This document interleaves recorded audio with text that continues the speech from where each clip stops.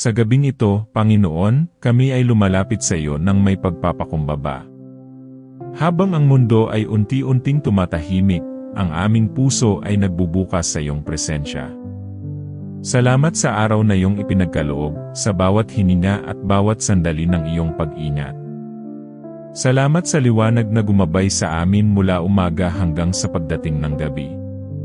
Kahit may pagod, sakit, o pangamba, ikaw pa rin ang aming sandigan. Panginoon, sa katahimikan ng gabing ito, pakinggan mo ang aming bulong na panalangin. Linisin mo ang aming isipan sa mga alalahanin hindi namin kayang dalhin mag-isa. Hugasan mo ang aming puso mula sa galit, sama ng loob, at takot. Turuan mo kaming magpahinga sa iyong mga pangako. Ipaalala mo sa amin na ikaw ang Diyos na hindi natutulog. Kung kami man ay nagkulang ngayong araw, kami ay humihingi ng tawad. Kung may nasabing salita na nakasakit, linisin mo ang aming konsensya. Kung may nagawang mali, itama mo kami sa iyong pagmamahal. Kung may napabayaang tungkulin, bigyan mo kami ng bagong lakas bukas. Ikaw ang Diyos ng ikalawang pagkakataon at panibagong simula. Sa gabing ito, Panginoon, iniaalay namin sa iyo ang aming pamilya. Ingatan mo ang bawat isa habang sila ay natutulog. Takpan mo sila ng iyong kapayapaan at proteksyon. Ilayo mo sila sa anumang kapahamakan, sakit, at panganib. Punuin mo ang aming tahanan ng presensya ng iyong Espiritu. Panginoon, para sa mga pagod ang katawan, bigyan mo ng pahinga. Para sa mga mabigat ang loob, bigyan mo ng kagaanan. Para sa mga may luha sa mata, ikaw ang magpunas. Para sa mga nawawalan ng pag-asa, ikaw ang maging liwanag. Sa iyo kami kumakapit sa gabing ito.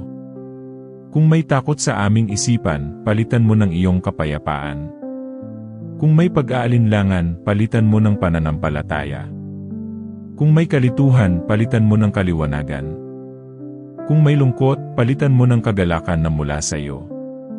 Ikaw ang aming Diyos na nagpapatahimik ng bagyo sa aming puso. Panginoon, ipagkakatiwala namin sa iyo ang aming kinabukasan. Hindi namin alam ang mangyayari bukas, ngunit kilala ka namin. Ikaw ang may hawak ng aming bukas at magpakailanman. Kaya sa gabing ito, pinipili naming magtiwala. Pinipili naming magpahinga sa iyong mga kamay. Sa bawat hinga, ipinapahayag namin ang aming pasasalamat. Sa bawat pintig ng puso, kinikilala namin ang iyong kabutihan. Sa bawat segundo ng katahimikan, nararamdaman namin ang iyong presensya. Hindi man namin nakikita, alam naming ikaw ay kumikilos. Hindi man namin nauunawaan, ikaw ay may layunin. Panginoon, basbasan mo ang aming pagtulog ngayong gabi. Iligtas mo kami sa masasamang panaginip at pangamba. Hayaan mo kaming magising na may bagong lakas at pag-asa. Ihanda mo ang aming puso sa mga hamon ng bagong araw. Manatili ka sa amin ngayon at magpakailanman. Ikaw ang aming kapahinahan sa gitna ng pagod. Ikaw ang aming liwanag sa gitna ng dilim. Ikaw ang aming lakas kapag kami ay mahina. Ikaw ang aming pag-asa kapag ang lahat ay tila mahirap. Sa iyo kami nagtitiwala sa gabing ito. At habang ang gabi ay patuloy na lumalalim, Panginoon, ang aming panalangin ay patuloy ding umaakyat sa iyo. Hindi ito nagtatapos sa mga salitang ito. Ito ay nagpapatuloy sa aming puso at isipan. Dahil ikaw ang Diyos na nakikinig kahit sa katahimikan. Panginoon, habang nagpapatuloy ang aming panalangin, lalo naming binubuksan ang aming puso sa iyo. Hindi namin nais tapusin ang gabing ito nang hindi ka namin muling kinakausap. Ikaw ang una at huli sa aming mga iniisip. Ikaw ang dahilan kung bakit kami may kapayapaan kahit sa gitna ng katahimikan. Sa iyo namin inihahabilin ang bawat bagay na bumabagabag sa amin. Kung may bigat na hindi namin masabi sa iba, ikaw ang nakakaalam. Kung may sakit na hindi nakikita ng mata, ikaw ang nakararamdam. Kung may sugat sa puso na matagal nang tinatago, ikaw ang manggagamot. Kung may panalangin na hindi pa nasasagot, ikaw ang Diyos ng tamang oras. Turuan mo kaming maghintay ng may pananampalataya. Panginoon, sa gabing ito, tinatahimik namin ang aming sarili sa iyong harapan. Tinatanggal namin ang ingay ng mundo sa aming isipan. Inaalis namin ang bigat ng mga inaasahan ng iba. Pinipili naming pakinggan ang iyong tinig. Pinipili naming maniwala sa iyong mga pangako. Kung kami man ay natatakot sa darating na araw, palakasin mo ang aming loob. Kung kami ay nag-aalala sa aming pamilya, ikaw ang magbantay sa kanila. Kung kami ay nabibigatan sa responsibilidad, ikaw ang magpasan. Kung kami ay nalilito sa aming mga desisyon, ikaw ang magturo ng tamang landas. Hindi kami nag-iisa dahil ikaw ay kasama namin. Panginoon, ibinibigay namin sa iyo ang aming mga pangarap. Kung ang mga ito ay ayon sa iyong kalooban, pagpalain mo. Kung hindi, baguhin mo ang aming puso na tanggapin ang iyong plano. Mas nais namin ang iyong kalooban kaysa sa sariling kagustuhan. Dahil alam naming ang iyong plano ay laging mabuti. Sa gabing ito, itinatagubilin namin sa iyo ang aming kalusugan. Ikaw ang dakilang manggagamot ng katawan at kaluluwa. Haplusin mo ang bawat bahagi na may sakit. Bigyan mo ng lakas ang mga mahihina. Ibalik mo ang sigla ng mga napapagod. Panginoon, alalahanin mo rin ang mga walang kapahingahan ngayong gabi. Ang mga may iniindang problema at hindi makatulog. Ang mga umiiyak sa katahimikan ng kanilang kwarto. Ang mga nawalan ng mahal sa buhay. Yakapin mo sila ng iyong pag-ibig at awa. Kung may puot o kapaitan sa aming puso, alisin mo ito. Kung may hindi pa napapatawad, tulungan mo kaming magpatawad. Kung may hinanakit, palitan mo ng kapayapaan. Ayaw naming dalhin ang bigat na ito sa aming pagtulog. Pinipili naming palayain ang aming sarili sa pamamagitan ng pagpapatawad. Panginoon, salamat sa iyong biyaya kahit hindi namin ito hinihingi. Salamat sa iyong proteksyon kahit hindi namin namamalayan. Salamat sa iyong pag-ibig kahit kami ay nagkukulang. Salamat sa iyong presensya na hindi kailanman lumalayo. Sa iyo ang lahat ng papuri at pasasalamat. Habang ang gabi ay patuloy na lumalalim, lalo naming nararamdaman ang iyong kapayapaan. Ang aming paghinga ay nagiging mas banayad. Ang aming isipan ay unti-unting nagpapahinga. Ang aming puso ay napupuno ng katiyakan.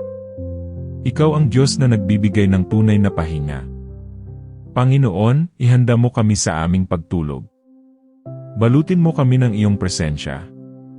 Ipadama mo sa amin na kami ay ligtas sa iyo. At kahit kami ay pumikit, ikaw ay patuloy na gumagawa. Sa iyo kami nagpapahinga ngayong gabi. At ang panalangin naming ito ay hindi pa nagtatapos.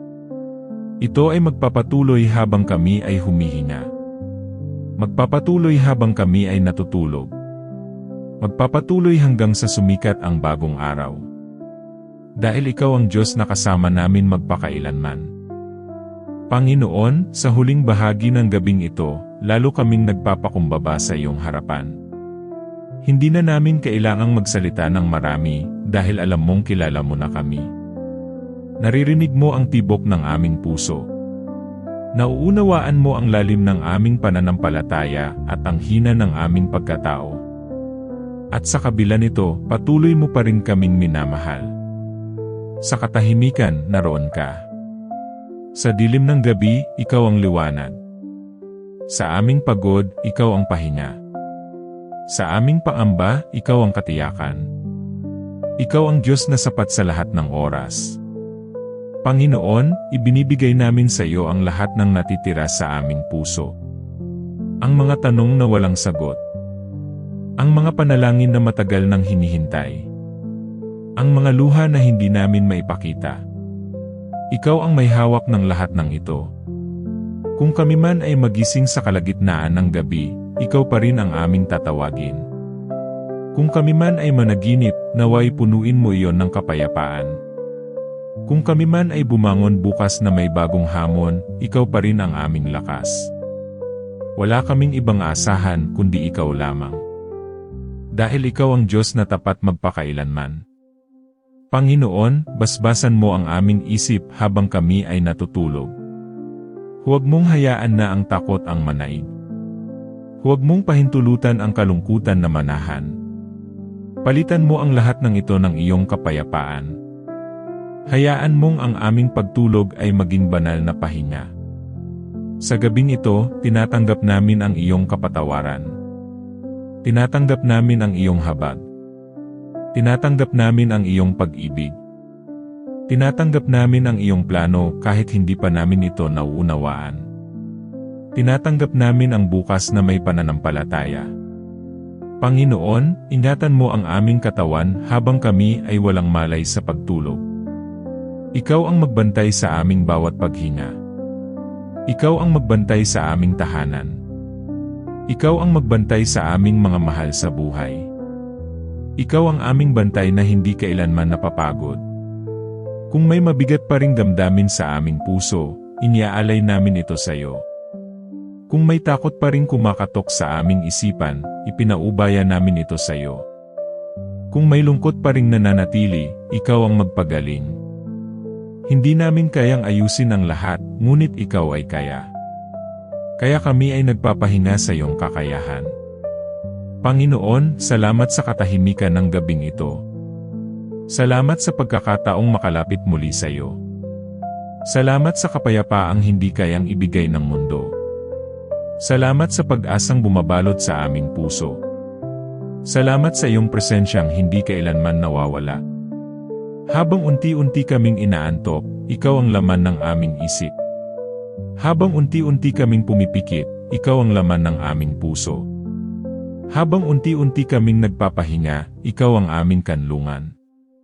Wala kaming ibang nais kundi ang manatili sa iyo. Sa iyo kami ligtas. Panginoon, kung ito man ang huling panalangin ng araw na ito, hayaan mong ito ay maging kalugod-lugod sa iyo. Hayaan mong ang bawat salitang binigkas ay may kalakip na pananampalataya. Hayaan mong ang bawat katahimikan ay punuin mo ng iyong espiritu. Hayaan mong ang aming puso ay manatiling nakatuon sa iyo.